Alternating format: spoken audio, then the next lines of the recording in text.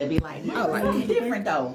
You can't hear that well over there. Oh, really? Because when I was asking my mom about it, she was like, you couldn't hear that well over there. Gotcha. Say No, So we don't have maybe- the acoustics. I mean to tap your thing like that. He's a teenager, right? And we'll move. Oh, God. That's not going to work. Okay. So, Khalif, we're going to just, like, put you on the camera here. That's fine. The folks can hear me. They can hear me. Yeah. Like, they know that strong presence. Right. Are you going to leave that like that? Yeah, that's fine. You know, I'm not super big on the whole thing. And I want to make sure she can 7 years older than my mom. So. when the time comes. Because she's going to go straight to the sponsors to give us a little time. Let me get my Go ahead. bottle of water. Take your time, sis. Do what you got to do for you. We got June Hardwick in the building. And she done gave me life. She hit the dough. First of all, that blazer's so fat, though. Yeah, this gonna be good. It's the blazer for me, Khalif. She is fly. She got a I'm whole still stuck on energy the popping. judge that knows her astrology. She did. I'm just like, and she went in and she's like, oh, okay. She So I'm was like, okay. ready. You know, my soul was touched. She touched me. Oh, I see yeah, I that. see that for She's sure. like so everyday, and I can dig that. Like, you know, what I can't dig is when people who act like they not everyday people. Because at the end of the day, it doesn't matter what your occupation is, what your level in society. You're still an everyday person, you know. So never feel like you above or beyond. Ain't nobody Buzz Lightyear in these streets, because even Buzz got took out. I swear, even Buzz just a man in the You feel me? Even Buzz got sent to the pizza place with Woody. Well, Woody followed him. You feel me? Even Buzz get pushed out the window. Girl, you crazy as hell. That's real That's the talk. only Buzz like you know. Yeah. Oh, I know some metaphorical Buzz like this. If we want to do I that, feel you. I know some metaphorical I'm trying to keep from Buzz. moving my mic tonight. Y'all know I'm trying to make sure I can't- got her I can't switch and still talk about in the my mic. camera. I gotta make sure I got June in the camera. George Hardwick. June is a Cancer, y'all. Cancer, baby. I am a Cancer. Y'all better watch out for this Cancer energy in the building. Yeah. Cause it's coming strong. Make sure flip Flip up. up. Flip up. I think I'm good, yeah. Our sister, make sure we ready. So Sarita, where are you from? I'm from the south side of Chicago. Which is North Mississippi. Yes. Yeah. However, I have no family in I Mississippi. love it. The first of Right, in gotta throw you off, Chicago. right? So I got Texarkana, Arkansas. I got Memphis, and I got Alabama. I don't know what part. Okay. But so my grandparents skipped around Mississippi. Clearly. They skipped around. However, though, when I got down here, I fit right on in because most of my family is from the South. I was kind of raised old school, so I've always been told I had an old soul. I'm 31, so I've always been told I had an old soul. So I always hung out with people older than me. Even my age group now is like everybody's 40 and up. Like I don't really hang with many. Not how to get on your nerves. Mine do. Yes. I'm 26. Mine do. Yeah. I remember feeling that. I don't kick it with those bubbles like that. I kick it with the bubbles, but not them bubbles. You know what I'm saying? Are you from here, Judge June? Yes. I grew up in Bolton. Okay. My parents. She gonna go to sponsors. My parents. You know she gonna let us know. Yeah, I had already asked her. Still, I got this. You know Lady Street gonna let us know. Got this. Yeah. Gotcha. Yes, I grew up in Bolton. Not your show, no, never. Just I am so excited for this. Is there something in the air about energy it? is like everything. I love it when sometimes the they guests got a walk sage in, room. like, Like I yeah. feel I know. like you came with the sage. Yeah. came with the sage. Free I sage. carry sage We got contact sage. in mine. Yeah, I carry it on. it's a contact here. How contact? You better give it to the people. I gotta snap one back. No, this is really giving me the vibes. Yeah. I feel like we can have a real good talk. Yeah, it's gonna be good. And so I'm gonna just give you a small little rundown of a few things I'm gonna ask you. Thank you, because I just feel like we're gonna have to talk beyond today. Okay. I I just feel definitely have like to have that. on the show more than this. Yeah, I feel like that. Friend I feel of the like show, that. friend of the yeah, show. most definitely. So we're gonna. I got us on live already, Oh, okay. but it's whatever. Okay, so people. Yeah. This is her, y'all. This is her. So I'm gonna ask, pretty much about your educational background, the schools that you went to, what those were your choices, what really kind of stuck with you from those institutions, what inspired your career, were there any black judges that inspired your career, struggles as a black woman in law, things that you want to see different in the system, what are you doing different from other judges that you may have feel that you saw over the years and you wanted to do something different, so what is that? Any messages you want to give to any youth that are currently in and out of the system, any message you want to give to the parents who are dealing with youth in and out of the system, because you can give a better aspect than anybody can at this point, and advice for any aspiring judges or attorneys, and what would you do different if you needed to, if you feel there were anything you wanted to do different over time. If not, that's cool too. Anything new or any new plans, opportunities and plans you got coming up so far. And once we get through all of that, and Khalif's gonna have some questions too, we're gonna mix all of that in. But afterwards, if we have time, the big question that might end up getting all the callers calling through: why is it important to get more blacks in law and in political offices? Oh, I think this week, can you do the topic when you come back in from break? Because my questions are more community related, so they can call in while you might spark something along that people, you know what I'm saying? Because we usually wait to the end to do the topic. Okay. Yeah. So you want to pull the topic up a little higher? We can do that at the top of the break, after the break. Well, this is the break. She's going ahead and doing that. So we're not gonna get a break. We're talking straight through. So how about we're talking straight through before we go into a message to the youth and a message to the parents? We'll bring. Let me see your pen. You got a pen in here? And I usually. I know Stan. Let me see your pen. I know you got a pen on you. I always carry a pen. I know Stan got one. So to tell people to come on, should I tell them?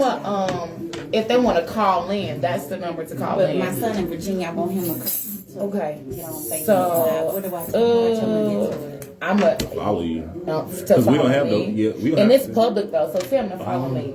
Sarita, I'll type the name in for you. You an admin on the actual page if you want to go live on the respective. I'm already live. Oh, right, man. That's right. That's right. I know I got everybody that admin. This is my page. Send him that. Because this is going to be this is live, but this is public. This is our first time doing the show straight through. I'm excited about this. Yeah. I'm excited. Yeah, that's why I told her go ahead and go with the sponsors first. That's what's up. That's what's up. I am so excited. You're about to give it to the people. Hey. I feel that. Yes, ma'am. But yeah, tell him go ahead and go to my page, because I know I want to say my live is public, so he should be able to find it. And even if my page is private, I'll go and make it public afterwards, and he'll still be able to get to my page after that. And I'm also put it on my YouTube channel, and I'll send you the link once I post it. Okay. So I'm gonna do just a little. Wait, no, I need to go here.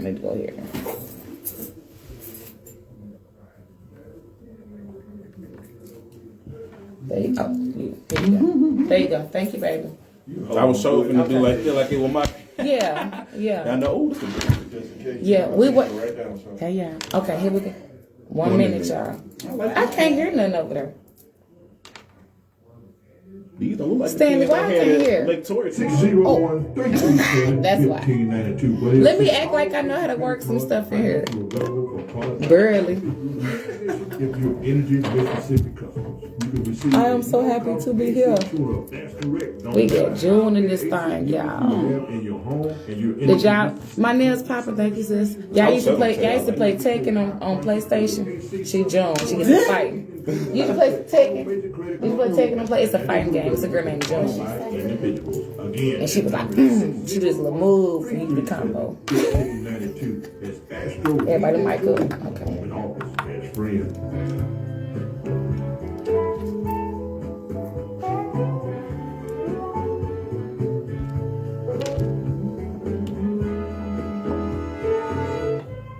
Hello. Welcome to another wonderful show of Respect Your Black Dollars Radio. And I am your wonderful host, Sarita Lakim, and I have my brother, Khalif. Talk to the people, Khalif. What's going on, Jackson? How y'all feeling tonight? Y'all better speak back to my brother, whether we can hear you or not. You better speak back to him. But guess what? Today, we have the wonderful, the awesome June Hardwick in the building. Hey, June. Hi, Sarita. Hey, girl. Y'all, June came in here with the best energy ever. Love it. Like, when she hit the door, first of all, her blazer spoke to me first. Like, she has this awesome, it's like is this African print? It is. It's from Senegal. It's, Got it made when I it was in traveled across the Senegal. 7 seas. You better give it to the people. Yeah, I got it made. I was in Senegal back in summer 2019. I took my son there for his graduation from Murrah High School. Okay. Class of 2019. Okay, and are you also a graduate of Murrah? I am. Because I think I did a little bit of snooping about you, June. I am. Mustangs all in the building. I did a little bit of snooping, I'm a tiger, but, you know. just a little bit, yeah. So, I took him over there. This was June into early July 2019. Okay. While there, I found this fabric and I was like, brother, can you make, I gave him a picture and he made it and here we are. Baby. That's beautiful. Look, Thank you. if you are on my, is this Facebook or I'm on Instagram? I'm on Facebook. If you on my Facebook and y'all see June's blazer, okay, give me a snap for her blazer. I need whoever We need all the follows. taps for Miss Give me June. some likes for June's blazer, baby. Okay, and make sure y'all follow the Sweetest Body Peace and Love on YouTube, and that's where you can find any of our episodes. I do put our episodes on my YouTube channel. So if you want to get a look at her blazer from Senegal, make sure you follow my YouTube channel and tune in tonight, and it will definitely be on there. So June. Yes. Let's go ahead and get to the nitty gritty because I feel like you have a lot to give to the people. Okay. The energy you brought in this door, I know you have so much more to put on air, into the airwaves, to the abundance of ears are here waiting to hear from you. So give me some of your titles because I know currently you're a judge. I am. That is However, I just can tell you're a woman of many hats also. That is true. So give us some of those other hats. So my first hat is that I'm a child of God, the Most Her. High. Yes, ma'am. Yes, the Most High. Secondly, I'm the daughter of the legendary jazz musician Andy Hardwick. And I'm I a heard retired that. JPS educator. Rest in peace, my mother, Velma Sims Hardwick. 3, and this is one of my favorite titles. I'm Raha's mama. Okay. Yeah, so I have a Shout out son. to Raha. Raha Maxwell is my son. And in terms of my profession, though, I am one of 6 municipal court judges here in the city of Jackson. I'm the only sister, and I'm the second youngest. Okay. Yes, so the first appointment was from our beloved late mayor, Chokwe Lumumba. He appointed me back in 2013. And that go round, I sat on the bench for about 9 months. Okay. Then his son, Chokwe Antar Lumumba, we elected him as our mayor in 2017. He reappointed me to the bench. That was in December 2017.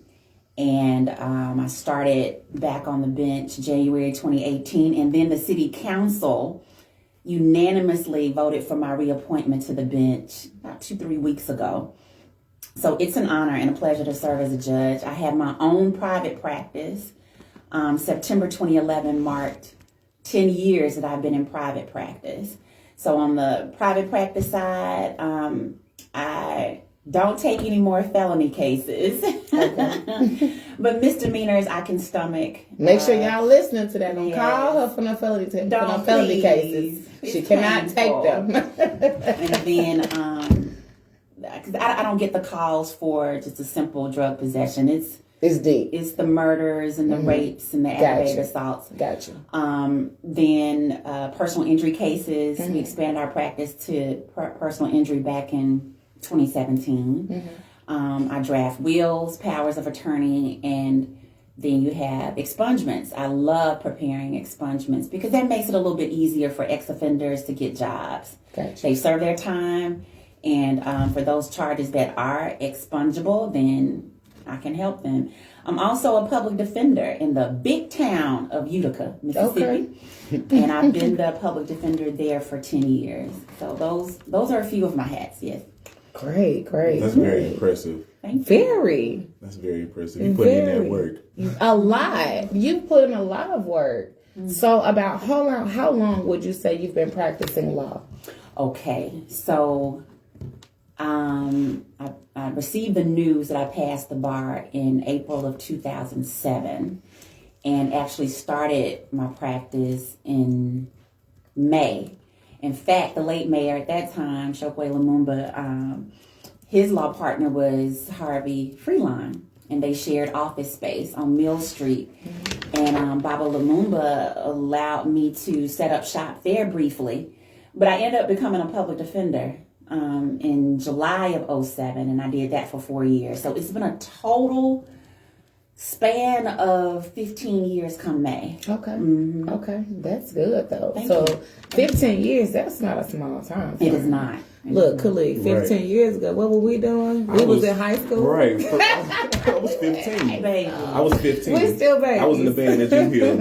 15 years. Look, so that's beautiful. That's beautiful. And to be sitting next to a woman who's done so much over time, it's nothing less than an honor. So it's great to see what you're doing. So let me ask, what is your educational background? What schools led you or filled up your cup or your picture to this point to where now you can pour back into the people? So, I'm gonna give you a roundabout response. Just kind of work with me. Take your time. We have an hour. Take your time. Okay. So, men have the equipment to be fathers. Women have the equipment to become mothers. But everyone is not really equipped to be a parent. Facts. And Talk to them. I had the benefit of two of them, a mother and a father. And my mother fully embraced her role as my mother. She poured into me. So she was my very first teacher. She laid the foundation for everything. My mother, Velma Hardwick, valued just a handful of things: God, family, being of African descent, education, and character. That's it. That's all that was important to her. Okay? And she modeled for me, as well as women at Fair Street Missionary Baptist Church, where I was raised. They shaped me into who I am today. In terms of education, though, started right around the corner at Christ the King Catholic School. It's now Sister Thea Bowman School. I went there from age 3 through first grade. And there developed a love for learning and education. So I attribute my academic success to Christ the King Catholic School. Gotcha. Then I went to other schools. Fast forward to 4th grade, I was at Northside Elementary School in Clinton, Mississippi.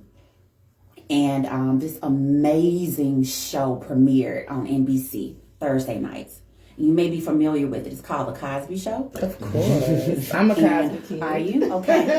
I'm a Past my kid. time. I'm a Cosby kid. Yes. Bill Cosby Show was the truth. And there's this character, her name is Claire Huxtable. Claire Huxtable. So was classy. a wife. Ooh. Yes. First of all, she was a diva. Yes. She was a wife, a mother, and she was a lawyer. Yes. And she spoke Spanish fluently. And I was like, I want to be like her when I grow up. I was surrounded by She was women. like the perfect mother. Wasn't she? Yeah. And white. She was. And she came from the South too originally. The actual person, Felicia Rashad. But anyway, I mainly was impacted by women who were social workers, like the late Gwen Loper. I think Miss Loper passed away. But legendary social worker at Fair Street Baptist Church. Educators like my mom and Dorothy Stewart. These just amazing educators and social workers. But I didn't know any lawyers. I didn't know any judges coming up. But because of that image of Claire Huxtable, I was like, I know I can be her when I grow up. So I decided to go to college. And but before I could even apply to college, I had to finish school. I graduated from Murrah High School in 1993. The late Jesse Pate, amazing basketball player, was one of my classmates. We had just an awesome basketball team back then. Then I went to Spelman College. I was an English pre-law major, and I was supposed to go to law school immediately out of college, but God had some other plans for me.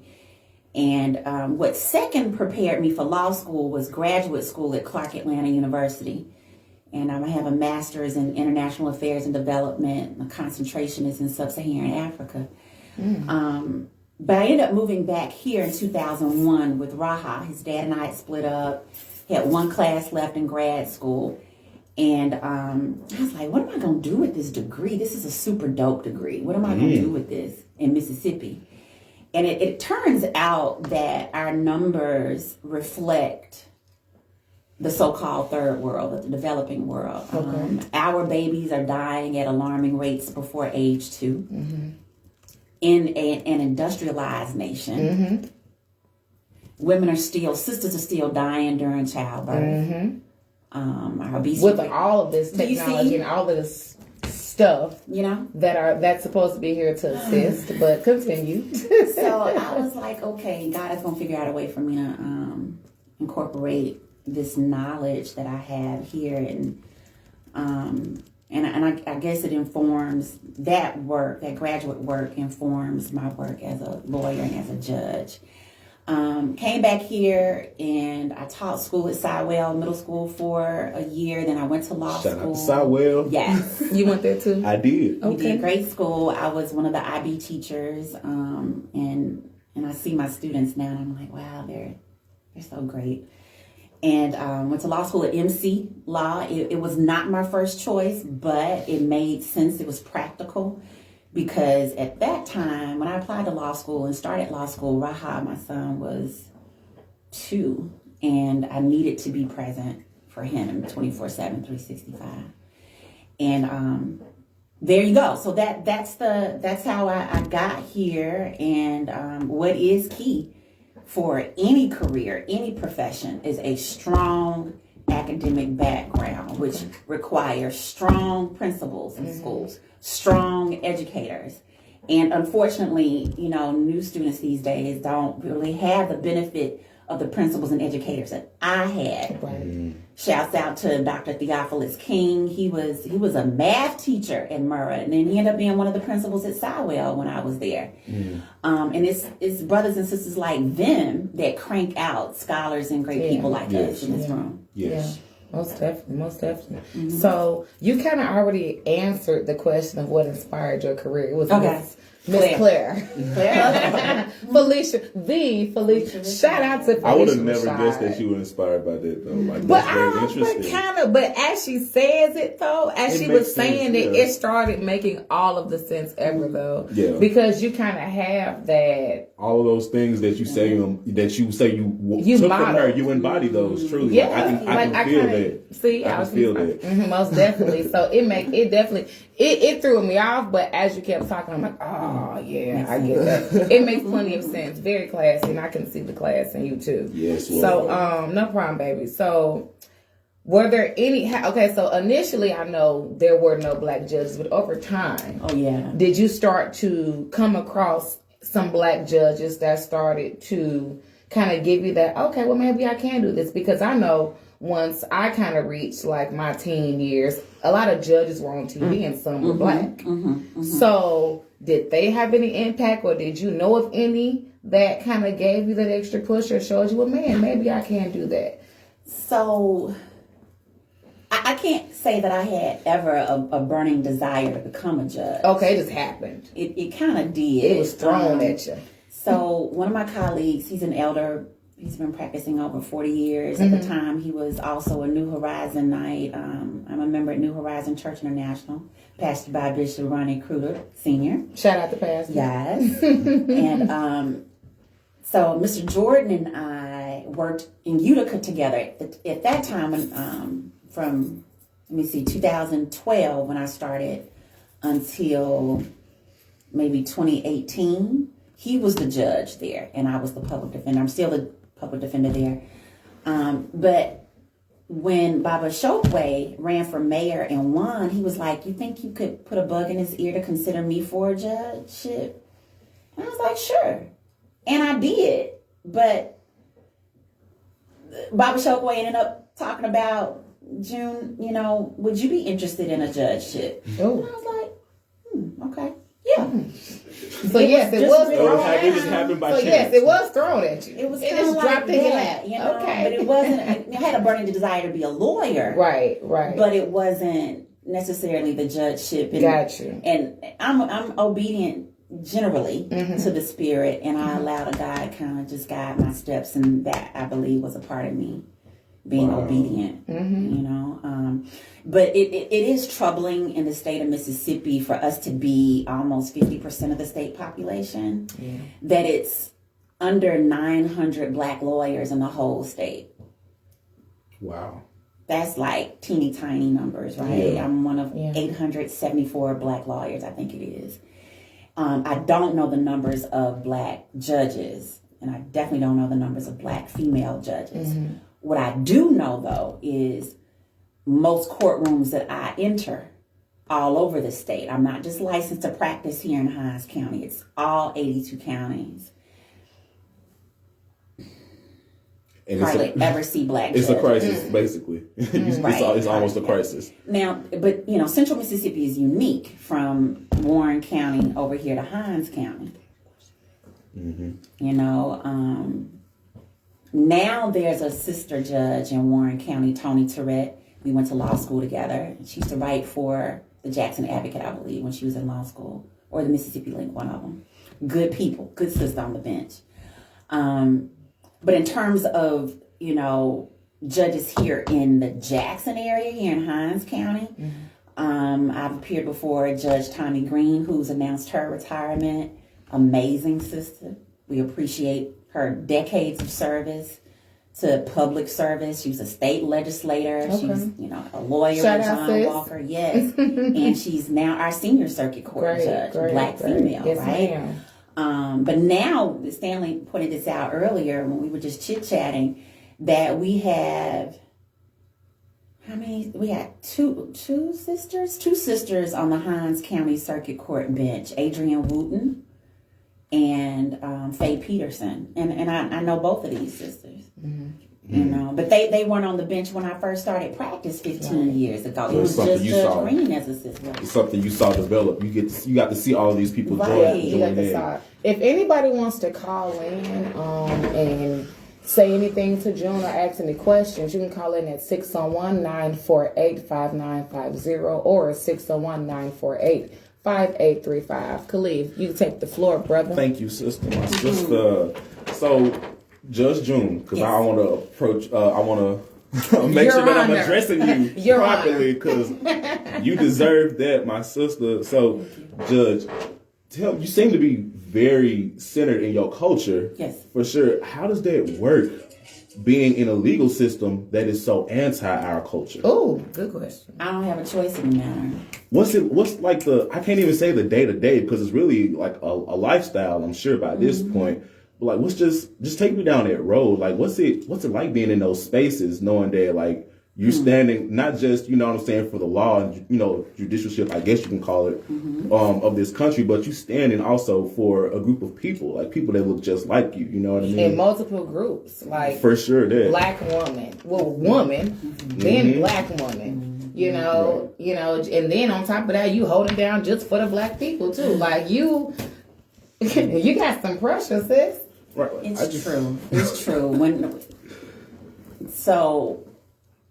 Let's take it back to 94. Well, no, probably in the 80s. It was in the late 80s that I had the opportunity to meet Baba Chokwe Lumumba, his queen Nubia Lumumba. She was my professor. See? No, I'm sorry. The other one. I'm sorry. Dr. Safia Omari or Nubia? Baby Shockway, his wife. Not Oh, Baby Ebony. Shockway. Ebony Yes, she Lumumba, was my first lady. professor. Yes, She was my she's a professor. Spelmanite too. Yeah, she was my professor. Awesome sister. Very gifted, talented sister. Very Ebony is. smart. So I met Baba Chokwe, Mama Nubia. This is probably like 88, 89. I had the opportunity to meet scholar, psychologist Jawanza Kunjufu in those formative years, and Naeem Akbar, clinical psychologist at the time. Kwame Ture, formerly Stokely Carmichael. These are people I knew You and named some people over interacted here. with when I was a baby. She a soldier. You understand? Yeah, she's showing and out. So again, and were it not for my mom, I wouldn't know these people. Wow. So through my mother and her twin sister, who lives now again in Jackson, Thelma Sims Dukes, I got, a lot of exposure to Pan-Africanness. So who I am is normal to me. It's not extraordinary. I decided to cut off all my hair in '94. And of course, my grandmama was like, "What, baby, what's wrong with you?" And, then there was this... That's Southern conservative. Don't cut your hair. What you doing now? Your crown, June, wrong with you? What you doing? And then there was, this stigma or stereotype that because my hair was low, then maybe I'm a lesbian. Of course. What they got to do with my sexuality? Help us, Father, help us. But my natural hair, I've been natural since 1994. And it's beautiful. Thank you. Very beautiful. Thank you. That was the first thing I noticed. You came and said, "You see her hair?" I saw you through right here, and I was like, "Come here." I was like, "This sister is powerful. Look at her hair." Yes, give it to the people. Thank you. So it wasn't trendy in '94 to It was rock a short lifestyle. cut, and then I had locks for 11 years, and I started growing my locks when I was in grad school, and the dean of the school, Dr. Herschel Challoner, a Spelmanite, she could speak like 4 or 5 languages, brilliant sister, worked for the UN at one point, was like, June, I have major concerns about you and your hair entering, the field. Wow. And I was like, really? And so I've had more pushback, not recently, but back then in the late 90s, early 2000s, about my hair and it being unprofessional. And that's why I'm sitting here with like the hugest respect for you and your profession and your journey and your ways, because And she's still to be in one of what is considered by most people, like on a superficial level, one of the most professional places or career, paths to be on, and you being this beautiful Afrocentric woman. Beautiful, gorgeous. I know that was not easy. It wasn't. It's still not easy for us today. Okay. Being Afrocentric people, the kids in Chicago just now got a law passed that they can wear their dreads. Just. Have you heard? Did you hear about that? No, really. That's recently. Very like recent. this. It was like this week. I think I saw it. It's. Oh, don't get me started on It's this right insane. now. All I know is there is no reason why a law has to be passed for you to be able to live the way you were born. Okay, Right. if that makes sense. Exactly. You should not. There should not be a law passed to allow you to live the way you were born, or to look the way the Most High made you.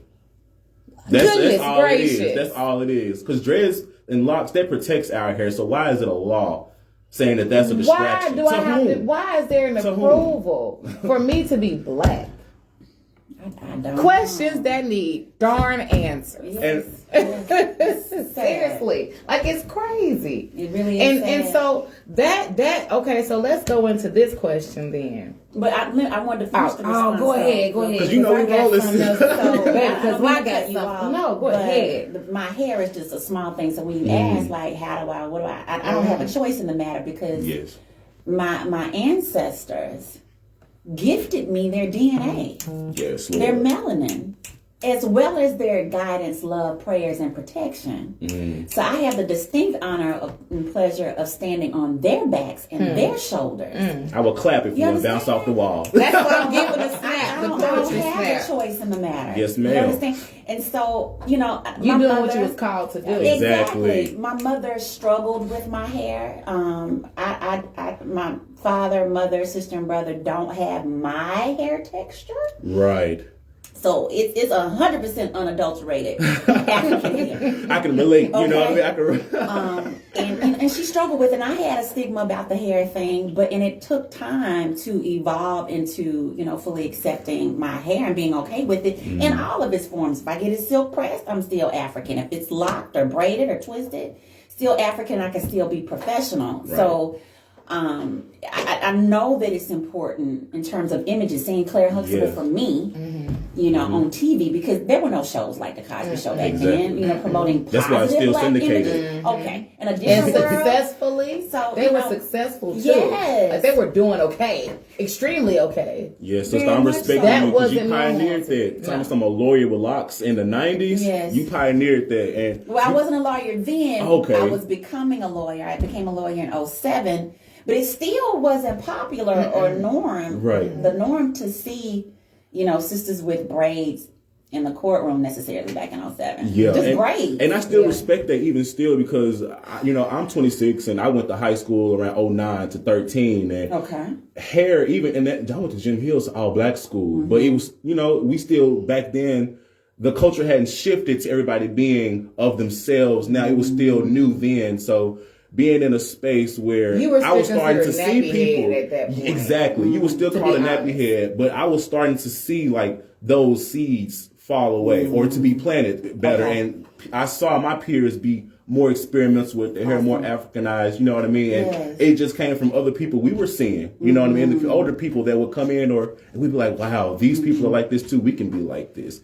So, like I said, I have a huge shout out to that because it's people that see you, even if they're not looking at you. You know what I mean? Like, that's just very powerful. Well, I'm going to just say, because I have my live up, right? And I want to make sure my boy Justin Thompson had a couple of things to say. Wait, I'm trying to find your comment. Okay, he said, thank you for doing the work that you do, Judge Hardwick. Oh, you're welcome. And he also said that... Name Justin. He said that you are definitely... Wait, I can't even get the thing back up. He said something that you were definitely a black queen of black excellence or something like that. I couldn't even get back to it, but yes. So he gave you a shout out.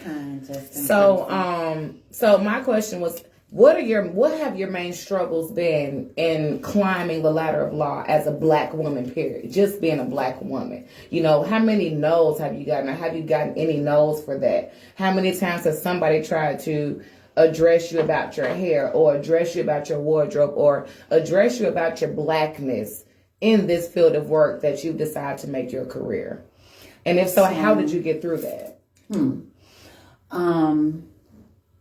To my knowledge, pushback, criticism, being treated different because of my hair per se hasn't come from white people. It would be more so from black people, but that's self-hatred, and that's normal. Heard. So, and it's fear Here in America, also. of course. Heard, of course. Then,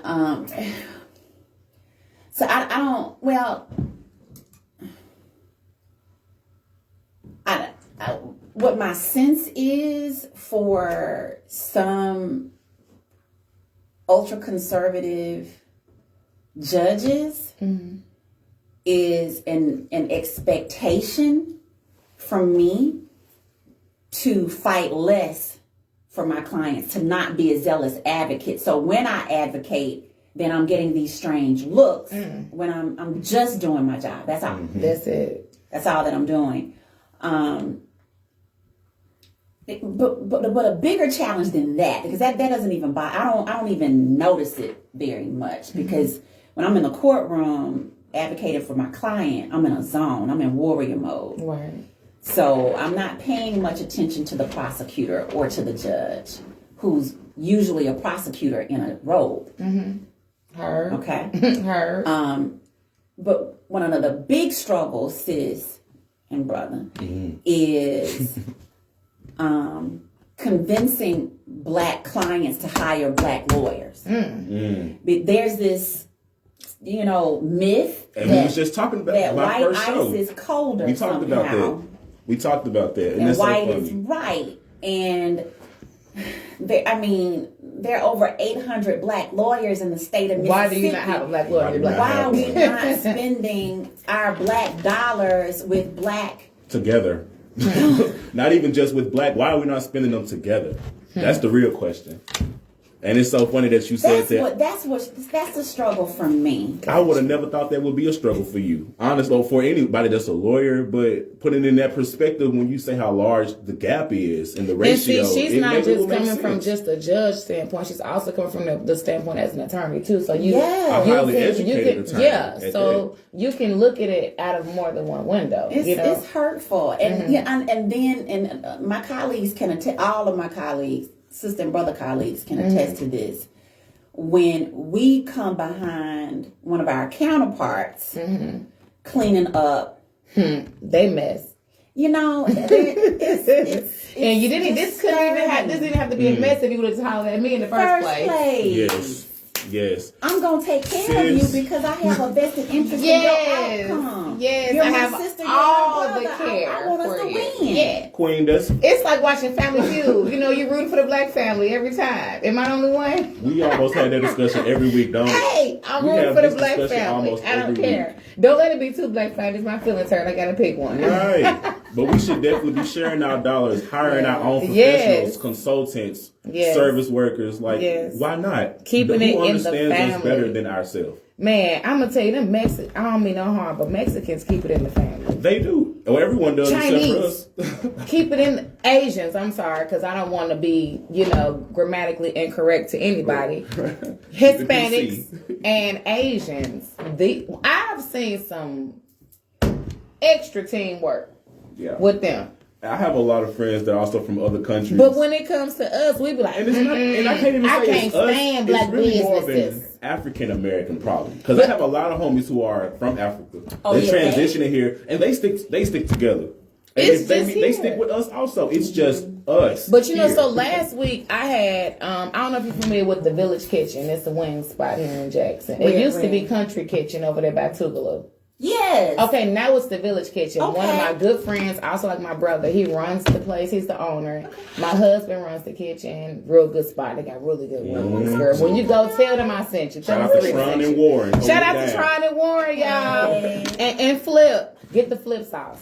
And I had him on here last week, and we were talking. I was, just kind of talking about the barrier between, the black business and the black customer or the black consumer. And, it's always this thing like, I don't want to deal with black people because this, I don't want to deal with black business because of this and that. And that sometimes can be the most hurtful thing because you do have your group of those that look like us that prefer not to handle business properly. So because of that, those who do business with them, that puts a really bad taste in their mouth, and then they choose to turn on everybody else that looks like them. That is true. When in actuality, you can go to Walmart and have a bad experience. Okay. You can go to Kroger and have a bad experience, but you still gonna take your butt up in there and shop. Because you're not blaming the experience on the color of the person proprietary. So what's up with that color hate? Like that's straight up. That's crazy to me. It is. Because you will continue to spend your money with somebody else who doesn't look like you, but as soon as somebody who looks like you does something wrong, instead of talk to the manager. Go talk, Right. So, that right there is also, I can kind of see where you were going with that because that happens on all spectrums in the black living. I would put it like that. In black all living. sectors of work. All of just them. It look really at their does. street. It was It breaks my thriving heart. once upon a time. That breaks my heart. All right, wait, we got a caller. Hold on, we got a caller, y'all. Hello, caller, talk to us. Hey, I've really enjoyed you, and especially Judge Hardwick. I think she's fabulous. I knew her mother from school and all that. But you were talking about black businesses, and I've had a different experience. I'm the secretary of 3 organizations, and every time it's time to plan the Christmas party, we have to have a black restaurant. And they're like, we're going to spend our money, and we want to. And so when the Penguin was open, we went there. And then every year, we had everything set up to go to David Archie's place. And then we ended up at Monty's. And they just insisted. They said, no, we're going to support black businesses. And then I'm in the medical field. We had pharmaceutical reps go to the Penguin, and they were writing like $3,000 checks. So I think there's a lot of support. My family was in business in Vicksburg. And I mean, it was just black people came and white people came. Mm-hmm. They had chickens back from 1870 to 1976. I've been looking up the records. Oh, wow. And so I think it's different. I think people do support black businesses. And some people do, for sure. And I think that, I mean, you can look at 4th Avenue and look at Johnny C's. Mm-hmm. Yes. You can't even get in the door. Yes. Mm-hmm. So, but what I have found is that there are not enough black businesses, because now we're planning the Christmas party, and Monty is from Africa. He is. And I'm like, which is fine, and we go and we support. And I'm like, okay, y'all, where are we going for the Christmas party? Mm-hmm. I mean, where's the fine dining restaurant? Right. So, Right. you know, so if anybody opens it, we're coming. You know, we go to Johnny T's a lot. You know, but anyway, my experience has been different, and I enjoy talking with you. Thank you. Well, I'm gonna throw out a suggestion for you. I don't know if you got a chance. Hopefully you're still listening, love. I don't know if you got a chance to check us out. Last week we had the Village Kitchen on. So when you get a chance, look up the Village Kitchen. It used to be Country Kitchen, and most North Jackson folks at least know about the Country Kitchen. So I'm close to the folks who run that spot. So you should definitely check out the Village Kitchen if you're looking for a new spot or a new black business. They're still new too. They've only been open about 2.5 years. Stan, what you got for the people? Right, He done stepped up, baby. June, you don't have. Please do not comment on this, because I know. Stan about to cut up. Stan about to show out. Put y'all seatbelts on. She said people don't support black. I mean, people don't. I mean, on the large picture, do not support black. Take for instance, this trash this garbage contractor. This is a black contractor, very capable of picking up the trash in the city of Jackson. He's already picking up trash in New Orleans and another large state, Baton Rouge. But he won the bid. Okay. He won the bid, but I think this is the first time in history that someone won a bid and still the city council voted him down. Don't comment on that, June. I think I will not. June, stay out of trouble, sis. Sis, stay out of it. So, this is a black contractor. If this was a white contractor, I don't think we'd be going through that. And these are black city councilmen that voted this contract down. And what do we have to say about that? Call your city councilman. If anybody wants to call Connect with your city councilman. you got 601-948-5950. Also, they having a special council meeting tomorrow on this item. What time is it? 11 o'clock. 11 in the morning tomorrow, which is Thursday, the 10th of February. Right. Okay. All right. Well, that's my take on it. But one thing I wanted to Give it to the people, Stan. address to the caller, and I know y'all appreciate her listening and her comment. We all do. And so if I misspoke and stated that black people don't support black businesses, then I've got to clean that up. No, that's not what you. I think that was more of what I stated. I don't think that was your. But I just want to clarify. She ain't say that, y'all. I would say I would say at least 90%. Yeah. At least 90% of my sure. clients are men and women, and sometimes they're children of African descent. And I'm thankful. I wouldn't be afloat if it weren't for my clients. And then I work for the city of Jackson, which is a city comprised of over 80% black men, women, and children of African descent. And then I'm the public defender in Utica, which is probably a good 90% black. So I rely heavily upon black dollars.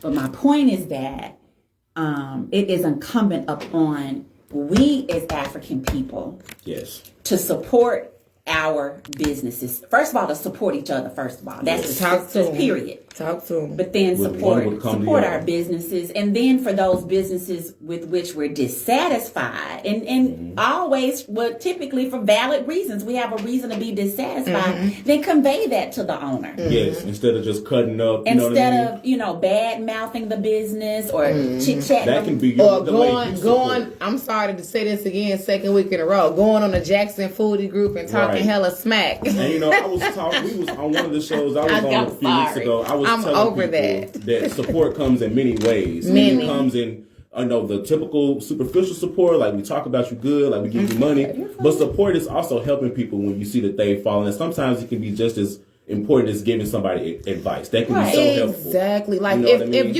if you're that upset with your service, right? And especially they show out when it's a new business, right? Oh, yeah. And you Let should the never do that. business just touch the darn floor. They just got the tips of their toes on the floor, and I ain't coming here. They got bad service. Never, like, it gets extremely aggressive. And my thing is, it's a new business. Yeah, they're still trying to figure it out. So why not, instead of bashing them, how about you send an email or send them a nice, respectable email, nice, respectable message, or talk to the owner, call right before they're about to close or right before they're open. Right. We have to before have they're open to better know. consumer conduct, To know sure. when there's a better time, because you can't talk to them in the middle of a rush Exactly. to complain or holler and scream and expect Right. them to give you the courtesy that you feel you deserve Or the respect. when they're already in the middle of a situation and ain't no telling who else then called and cussed them out just like you did,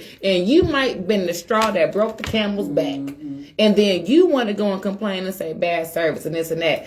I did a TikTok today about accountability. Okay, TikTok, y'all can follow me, the Sweetest Body Peace and Love on TikTok. Okay, it's all kind of content, yoga, card reading, funny stuff, all kind of stuff. I'm a woman of many hats. Okay. However, I did a TikTok about accountability, and people can only do what you allow, right? And so if you're dissatisfied with the business, if there's something that you feel can be changed, you go talk to the person who runs it. Give them your insight, Right. but do it respectfully. Because you never know what little piece of information you gave that could have been essential, that Exactly. they really could have heard, and they can listen now because you spoke like you had some sense. Okay. Because I'm sorry, people that look like us, you can't come to me hollering and I'm gonna pay you any attention. Right. You can come to me hollering about $1 million. I can't hear you. Because you're hollering at me and I'm ready to hit you. But we have to Because work you're on our hollering at conduct me. as consumers, especially when we're shopping with our own people, because Thank that's our you. community.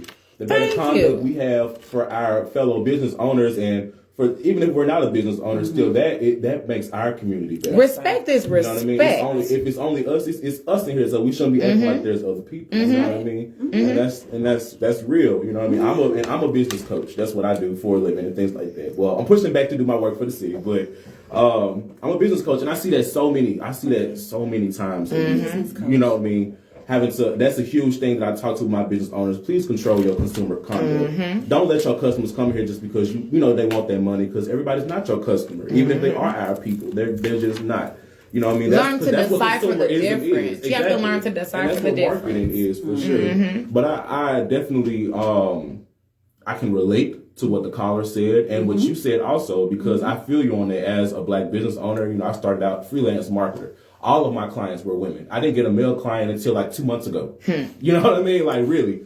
Like, you know what I'm saying? They were all black. I've never worked with anybody outside of my race. Okay. And that has Not fed that me. you won't. It's just that Exactly. that's how It's just been. these are my people. You know what I Okay. mean? This is where my work is. I know for sure. Of course, I can make money working for other kind of, I use air quote, markets. But it's like home to me when I'm working with my people, because that gives back to, my community in a sense. Comfortability, too. Exactly.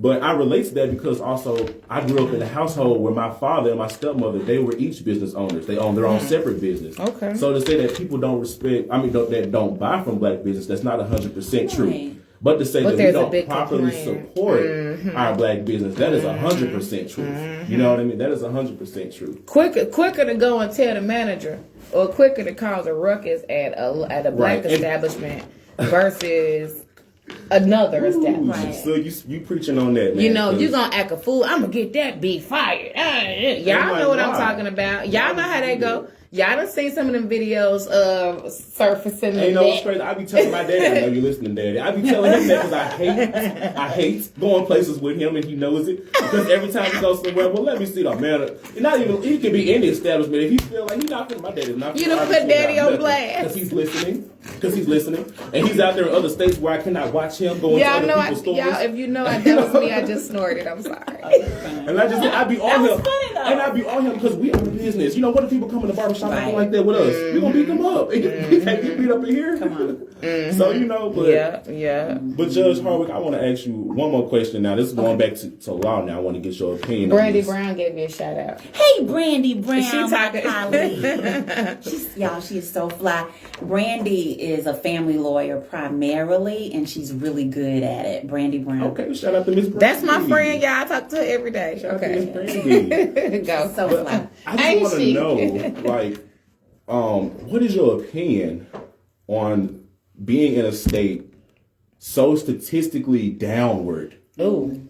Especially when it comes to like crime and all those things like that. What is your take on working in that system, knowing that we have extremely outdated policies concerning like criminology, even just on the basis? You know what I mean? Like what we consider crime. I told you I'm gonna ask those questions. That's going. We already talked about this, and I was like, "Do it, yes, let's go. Come on, sis. Because this is Mississippi now. Give it to the people." First of all, America's criminal justice system is an unjust system. Let me scratch that question. If I was going to ask, Judge Hardwick. It's unjust. she already answered it. In theory, it's just, but in actual practice, it manifests differently. In real life. In real life, and our people's experience is unique. Y'all, we got 8 minutes left. Oh, Okay, boy. I gotta wrap this up. Dang. But We need 2 hours. Them 8 minutes be the longest minutes on the show. All right, come on, Joe. Come on. They be the longest minutes. Okay. So the whole system requires a complete overhaul. Okay. But for those of us who work within the system, critically important that we remain true to our core values, our principles, and carry them into the courtroom. Yes. But there's only so much that black judges and black prosecutors and black defense attorneys can do. What we need is a restabilization of, first of all, our families. Yes. See, by the time a child appears, as young as, say, 13 years old, appears in a courtroom, then there's only so much the system can do. And I love how you said, not to cut you off, but I just love how you said reinstate instead of reform. Oh, no. Because there is a huge cultural imbalance with people saying we need reformation. No, we need restability. Yeah, gotta restabilize. We, once upon a time, were a very... when we didn't even have running water, when our parents and grandparents couldn't even read and write. Okay? Girl. We were more stable then. How so? Give it to the people. Because they knew who they were. They understood family. They understood community. And we've gotten so far away. Yes. You know, regardless of our socioeconomic status, we've gotten so far away from our core And that's what values. we traded it for, the power of economics. We gotta, together, black professionals, blue collar workers, the church, etc. We've gotta get back to restabilizing our families to prevent our children from being funneled into the criminal injustice system. Okay, unless we do that, we'll continue to have more of the same numbers. The same is true with employment. Statistics show that where there are high rates of unemployment and underemployment, and the education, the quality of education is poor, then we can expect for there to be higher crime rates. That's what the research shows. Sis, I almost clapped so loud it was going to turn the whole radio station. tapping into one of my questions. And that's literally my question, sis. Okay. Let me please ask mine. Go ahead. Because it's I'm probably going to take... So go ahead, hurry. Because we got 5 minutes, y'all. Gotta make... Come on. But I'm still Go. on how they have barred certain teachers in certain states from teaching Black history, and that was one question that I was gonna go, but it's going into this. Why do you think like education professionals on the state and government, even the national level, are not working with our criminologists, are not working with our judges and lawyers. Why are they not combining those things in order to make more positive outcome for those children? Why is crime prevention jail and not education at this point in time? And with that question, because let me just add this on, what advice would you give to a child who is currently in and out the system? So put both of them together. We got 5 minutes. Come on. I'll start with because I feel like they coincide. Mm-hmm. So go ahead. The advice to the child is don't give up. Decide what it is you want to be when you grow up. You're not finished growing up. Mm-hmm. And you're not the sum total of your mistakes. All of us, or your environment. You know, all of us make mistakes. So please don't give up on yourself, baby girl, baby son, baby boy. Baby whoever. Baby, just remember who you are and that you're the best of your mother and your father. Get back to that. Mm-hmm. Now, as to our black superintendents. Mm-hmm. Uh-oh. Come on. I don't know about other states, but give it hard. We don't have four hard minutes. Black Come on. State superintendent. Mm-hmm. We have black superintendents on the local level in the different districts. I believe their hands are kind of tied on how much they can do, and the same could be true for principals and for educators. But here's the main thing that I believe is that be we educators, principals, parents, social workers, garbage picker-uppers, is that we must be advocates and warriors everywhere we go. Yes, for the warriors. And I love that. Critically important to advocate. And what my mother impressed upon me is that there's more than one way to skin a cat. You better talk to And him. if we have analytical and critical thinking skills, we can figure this thing out. Oh, Yes. It's not rocket science. It's not. Now, you got the public schools, but we have black private schools that are also dropping the ball when it relates to teaching the black children about who they are. Yes. Okay? So we have to not only hold the public school she's system getting that cat accountable for essentially failing, Yeah. black kids. And by not promoting culturally relevant curricula, Or fighting but for it so when it's not. are black church schools and other black 2 minutes, private 2 schools. minutes. We don't have enough Adiambos in the world. My son attended Adiambo school from age 3 through grade 5. Yeah. There should be Adiambo schools all over the state of Mississippi. And you know what's crazy that you said that? That is really true. And right now, my oldest niece, her name's Carmen. Hey, Carmen. She listens too. She is 11 years old, and she's gonna be my assistant one day. She's big out. But she attends a Republic school in South Jackson. What's the name of their school?